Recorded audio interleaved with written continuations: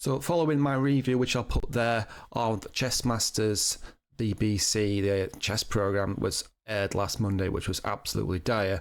Many people have wrote in the comments that they used to enjoy the original series in the 80s, and I was too young then. I was born in 78, so I didn't see that, but they are on YouTube and I've just checked them out and they are absolutely fantastic. Take a look at this if you're not familiar with the format. Right, well, let's join the game.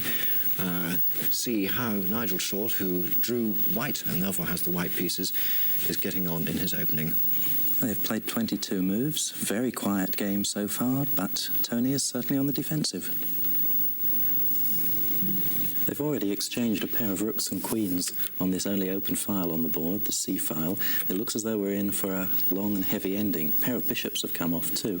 White's advantage is these two pawns on the 5th rank, which are further up the board than Black's, and therefore give White more space behind them to reorganise his pieces. Black's going to be permanently cramped.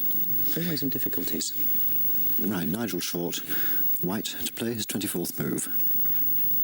Yes, I've got a nice bind on the king side, but I'd like to gain a bit more space by playing f4 and g4, preparing f5 or g5. So obviously the thing to do is get my knight on f3 out of the way.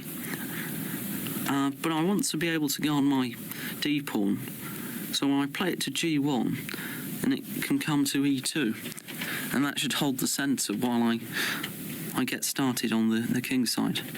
So I'll play knight g1. Yes, that's a good move, unfortunately. I wonder if I should ever have allowed him to get his pawn to h5. His bind on the king side is going to be a nuisance. What an amazing setup this is. I'm going to watch a load of these today. That's what I'm going to be doing.